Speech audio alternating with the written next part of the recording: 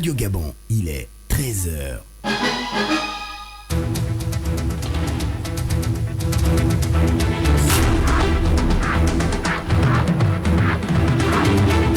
Le journal.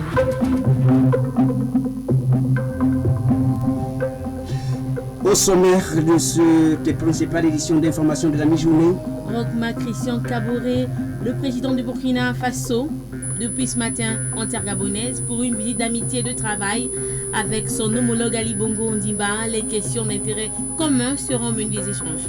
La seconde vague à coronavirus et le secteur informel évoqué hier lors du conseil interministériel présidé par le numéro 1 du gouvernement, José Christian Oussouka Raponda.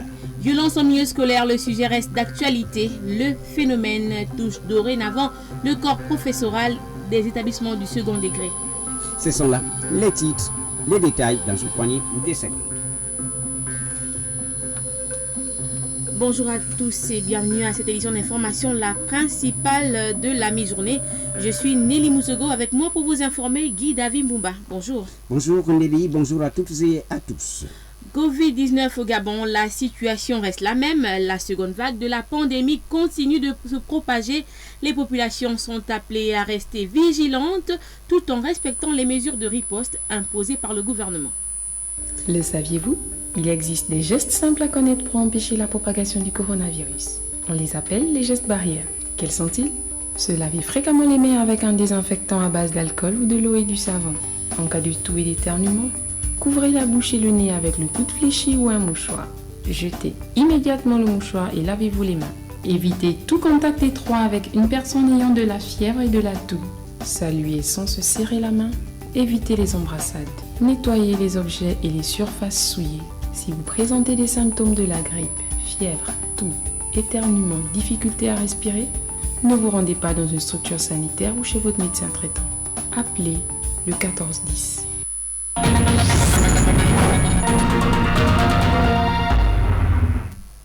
Nouvelle édition en titre, Roche et Marc Christian Kaboré est attendu ce vendredi à Libreville. C'est dans le cadre d'une visite d'amitié et de travail. Avec son homologue gabonais Ali Bongo Ondimba, le président burkinabé va faire le point de la coopération bilatérale et énumérer certains points pour la booster davantage. Cette visite, il faut le signaler, intervient au lendemain de la conférence des chefs d'État et des gouvernements de l'Union africaine tenue par Vision Conférence restriction au Covid-19 oblige. De son côté, le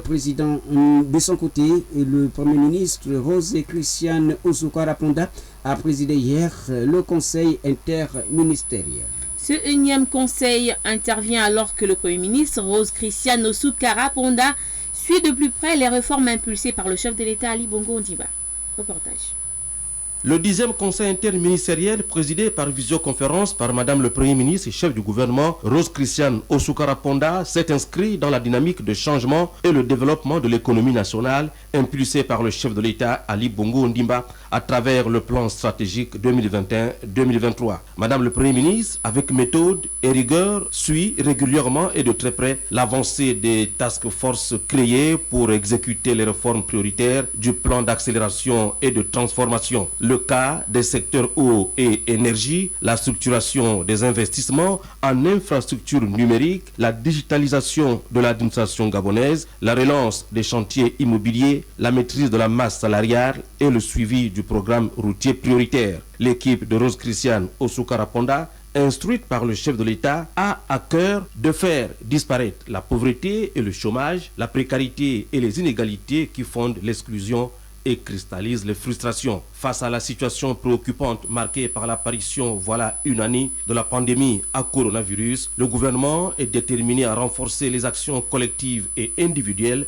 dans l'intérêt majeur de préserver la santé de tous à travers la sensibilisation des populations gabonaises et la stricte application des mesures barrières. La deuxième vague de l'épidémie de la Covid-19 est particulièrement violente, se caractérisant par un nombre exponentiel de cas actifs.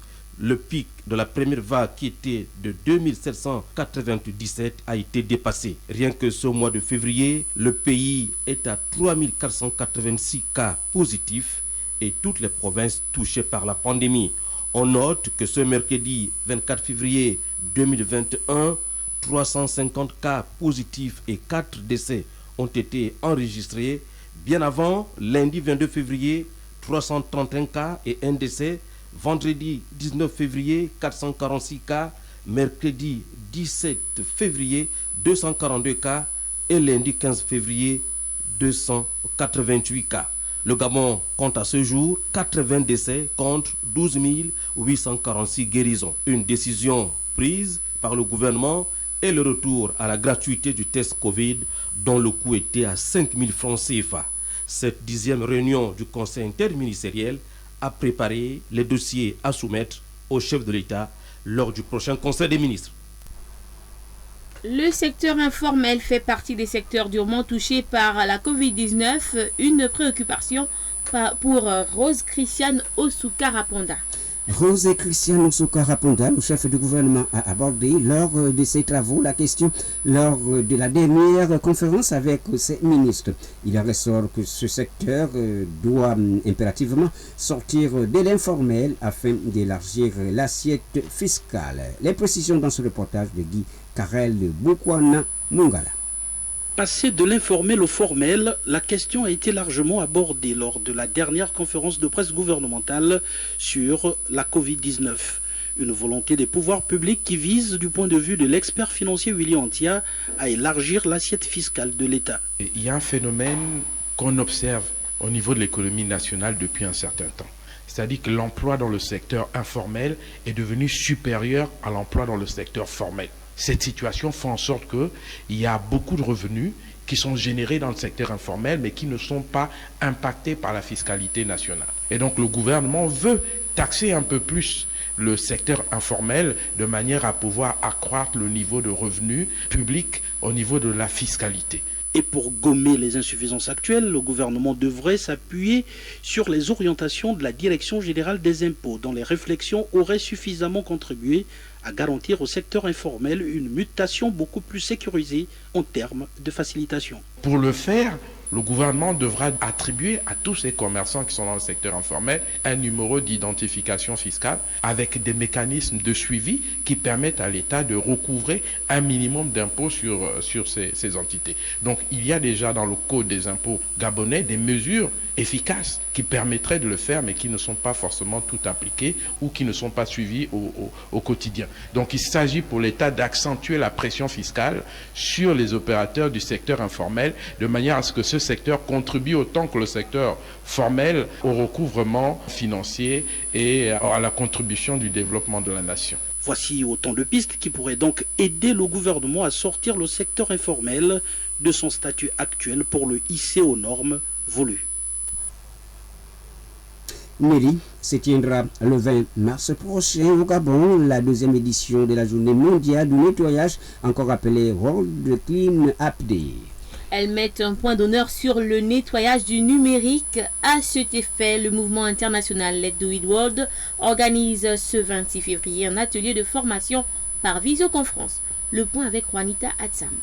C'est sous fond de crise sanitaire due à la pandémie du coronavirus que se déroule l'atelier de formation sur l'organisation de la journée mondiale du nettoyage initié par le mouvement international Let's Do It World. Il a pour objectif de présenter un nouveau concept digital Clean Up Day. Bernadette Owono, représentant accrédité du mouvement Let's Do It World Gabon. Let's Do It organise chaque année une journée de nettoyage comme l'action que nous allons proposer qui va concerner le digital Clean Up qui est un nouveau concept depuis 2 ans en prévision de la journée de nettoyage en mars. Donc un atelier pour montrer le déroulé de cette formation et avoir les éléments qui nous permettront de pouvoir justement réaliser cette journée du mois de mars. Cette formation permettra aux participants de connaître les outils et les mécanismes pour un nettoyage plus efficace de leurs appareils numériques. Généralement, nous-mêmes, nous constatons avec nos téléphones que deux fois, le téléphone nous dit que la mémoire est insuffisante, donc il faut nettoyer. Et ça nous permet, indépendamment de ce rappel-là, de le faire déjà avant que les machines nous le rappellent. Contrairement aux éditions précédentes qui ont vu la participation uniquement des adhérents du mouvement Let's Do It Road, cette année, l'atelier de formation s'est élargi au grand public. La mise en pratique de cette formation est prévue pour le mois de mars, lors de la célébration de la Journée mondiale du nettoyage.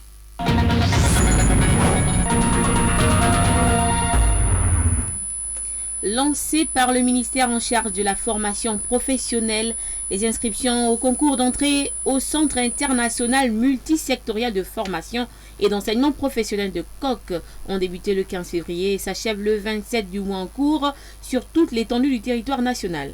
Les critères d'inscription pour participer à ce concours qui offre 160 places dans ce reportage de Patrick Zengi.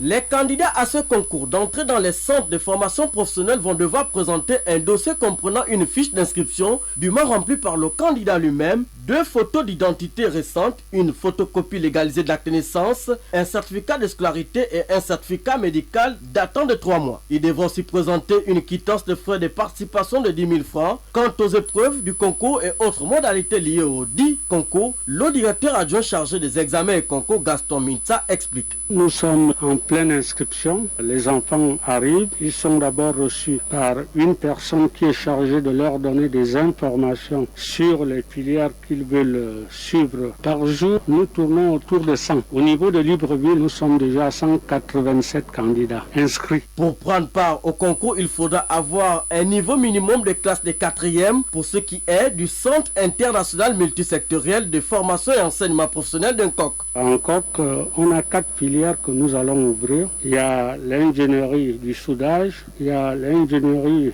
électronique et électrique, il y a l'ingénierie mécanique et il y a l'ingénierie mécanique automobile. Pour tous nos concours, on a 40 places réservées pour chaque filière. Pour rappel, ce nouveau concours qui aura lieu le 13 mars prochain offre la possibilité à tous les apprenants ayant un niveau scolaire minimum de 4e de débuter une formation qui leur donnera la possibilité de s'insérer dans la vie active. Nelly, parlons à présent des violences scolaires, un phénomène qui prend du jour au jour de l'ampleur. Outre les élèves, aujourd'hui, les enseignants sont eux aussi touchés par ce fléau, malgré la fouille systématique des élèves avant l'accès dans leur établissement. Le constat est de Marina Moussavou. Il ne se passe plus un seul jour sans qu'on entende qu'un élève a violenté physiquement, verbalement, psychologiquement ou sexuellement son camarade de classe. Le phénomène de violence scolaire qui hier se limitait entre élèves et a entraîné la mort de plusieurs apprenants dans les établissements à Libreville et à l'intérieur du pays touche davantage les enseignants, voire les membres de l'administration, malgré les mesures prises par le gouvernement. Pas plus tard que hier, du côté du lycée Baoumar, un élève qui a giflé un surveillant, c'est déjà pas une bonne chose. Ça, c'est un autre cas, parce que quand il va à l'école, nous, on apprend qu'il boit. Et quand il boit, et devant ses enseignants, et quand on lui pose des questions, il devient agressif. Signalons que le phénomène de violence scolaire prend d'autres formes, entre autres intrasexuelle, cyberviolence, et plonge les plus jeunes dans l'inquiétude. Et dans le souci de vérification de l'information, nous nous sommes rendus dans un lycée de la place. Malheureusement, certains chefs d'établissement brillent par la rétention de l'information et leur comportement menaçant à l'endroit des reporters. Prenons la nationale pour nous rendre cette fois en Toumou. Le groupe G16 Olam vient d'offrir des bacs à ordures aux populations. Il s'agit pour les responsables de cette entreprise citoyenne de lutter contre les salubrités. Le point avec notre correspondant Maurice Mungonga. Comment freiner l'incivisme des populations dans le phénomène de l'insalubrité, les pousser à ne plus polluer l'environnement en jetant les ordures ménagères hors des poubelles? La sensibilisation pourrait constituer la principale arme. Mais à côté de celle-ci, les gouvernants, par le biais des conseils municipaux, pourraient venir à bout de ce phénomène. C'est le cas de la mairie du 2e arrondissement de la commune d'Untum, sous la houlette de Madame Anastasie Assengondon, épouse Bekal, qui vient de recevoir plusieurs bacs à ordures offerts par l'entreprise G16 Olam, qui concourt depuis quelque temps à l'amélioration des conditions et le cadre de vie des populations de cette partie de l'estuaire dans le Grand Libreville. Son directeur, M. Anil, a loué l'initiative du maire du 2e arrondissement de la commune d'Untum pour la lutte contre l'insalubrité, étant son cheval de bataille depuis sa prise de fonction. Pour Madame Anastasie Assengondon, épouse Bokal, ce tact très apprécié renforce l'idée de mettre en place avec G16 un partenariat public-privé et confirme non seulement son attachement à cette collectivité locale, mais également fonde des réels espoirs sur la réalisation d'autres projets, notamment l'extension de la mairie, la poursuite des travaux du bâtiment de l'école catholique Notre-Dame des Anges d'Unco. Ce geste très significatif a été salué par plusieurs riverains rencontrés qui souhaitent que ces bacs à ordures soient utilisés à bon escient pendant cette crise sanitaire liée au Covid-19. À noter que cette cérémonie s'est déroulée en présence de plusieurs personnalités locales, parmi lesquelles le 2e adjoint au maire, Ernest Ndonekwa, représentant le maire central de la commune d'Untum. Depuis Essassa, dans le 2e arrondissement de la commune d'Untum, Maurice Mungonga Mungonga. Pour Radio Gabon, la référence.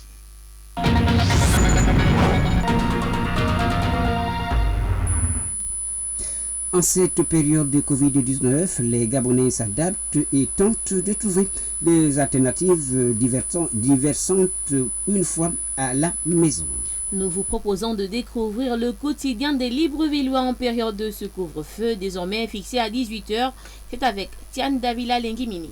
Être chez soi dès 18h, telle est la consigne du gouvernement pour limiter la progression du Covid-19 au moment où l'on parle d'une deuxième vague de la pandémie. Les Librevillois, cloîtrés très tôt dans leur domicile, cherchent des voies et moyens pour s'occuper au risque de se coucher plus tôt. Je m'occupe avec la télévision, je regarde les programmes de chaîne. Si possible, je joue aux jeux vidéo comme moi je suis étudiant. Ou je passe le temps sur mes cahiers. Pour un jeune comme moi, je suis obligé de suivre le match. Comme à ce moment, il y a la Ligue des Champions, c'est ma seule distraction. Le couvre-feu, c'est aussi assez barbant car certaines retrouvailles ne sont plus possibles entre amis. On n'a plus le temps d'aller dehors prendre une petite bière à 20h, 21h comme d'habitude. On s'ennuie, on est obligé de mettre le doigt là où il ne faut pas. Il y a même déjà beaucoup de grossesses. Tu vois, avec toute la situation sociale que nous vivons là, la grossesse arrive indésirablement et tout ça. Pour d'autres, l'heure est aux révisions avec les enfants. Comme je sais lire et écrire, j'essaie de voir un peu mes petits-enfants, essayer de voir ce qu'ils ont fait à l'école, les aider jusqu'à une certaine heure. Madame aussi, quand elle revient de ses occupations scolaires. Les hommes de lettres conseillent plutôt de se familiariser avec la lecture afin d'augmenter par degrés ses connaissances, comme le dit René Descartes.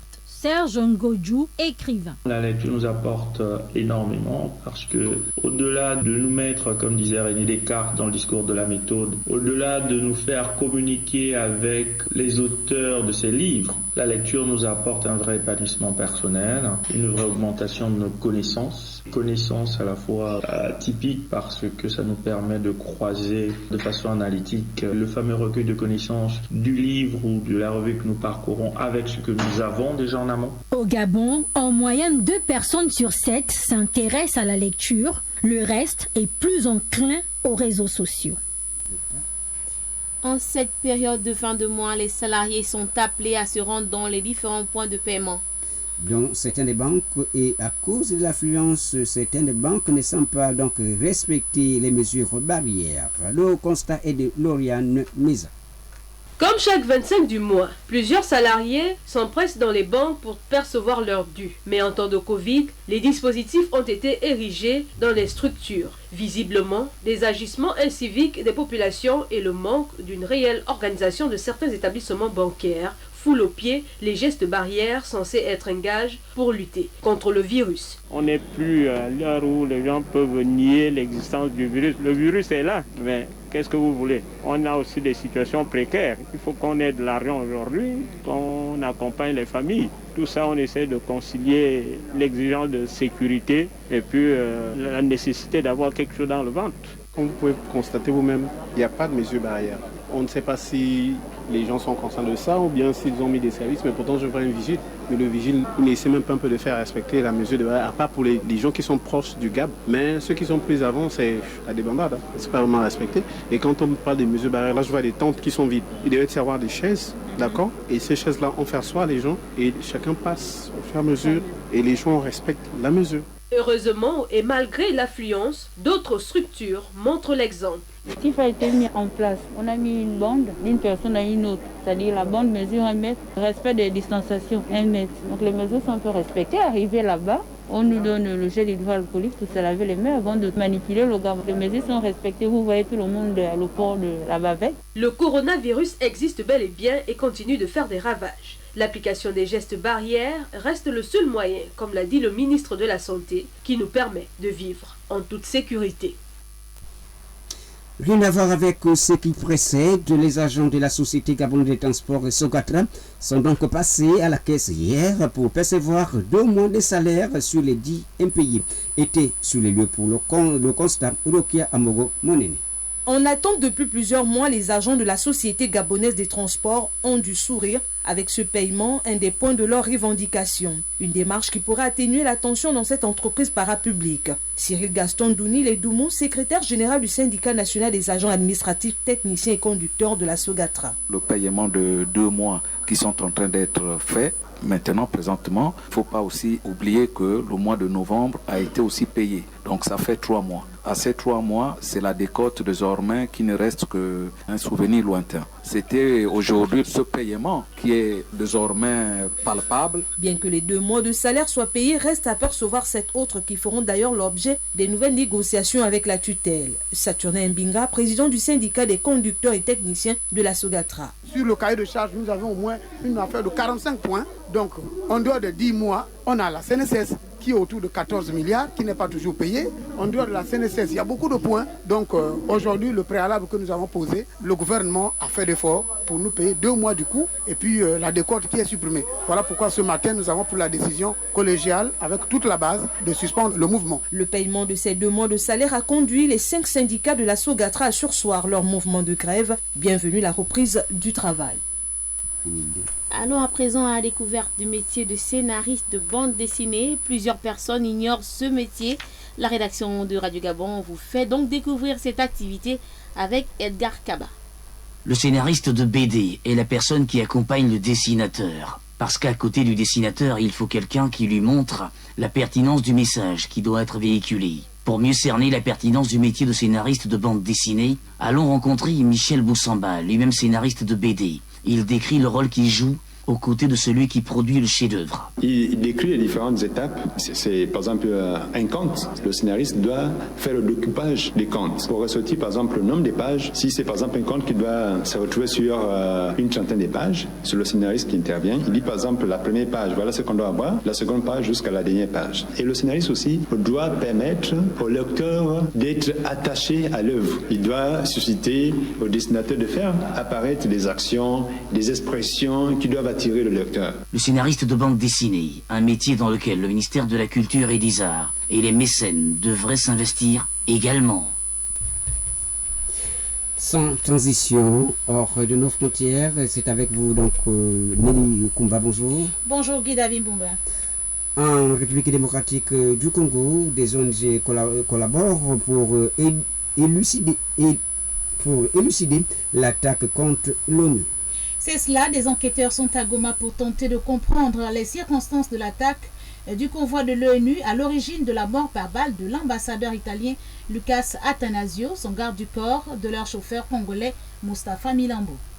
Nelly, allons au Nigeria où plusieurs jeunes filles ont été enlevées dans le nord-ouest du pays. Ces jeunes filles ont été kidnappées de leur dortoir ce vendredi dans l'état de Zamfara, dans le nord-ouest du Nigeria. Ce sont les élèves de l'école secondaire de Jean Guébé, au nombre de 300 selon les déclarations des professeurs et certains parents. Ce nouveau kidnapping de masse serait l'œuvre d'un groupe armé appelé des bandits. Au Maroc, pour terminer, fini de asphyxié par la fermeture de la frontière avec Ceuta. C'est cela, ils étaient plusieurs à exiger l'ouverture de la frontière avec Ceuta, la ville espagnole fermée depuis près d'un an en raison de la pandémie de Covid-19. Les protestataires réclament des alternatives économiques face au chômage qui frappe de plein fouet cette ville. Ils ont également appelé à la libération de 4 personnes arrêtées en marge d'une précédente manifestation le week-end dernier. Merci à vous, Nelly, pour toutes ces nouvelles.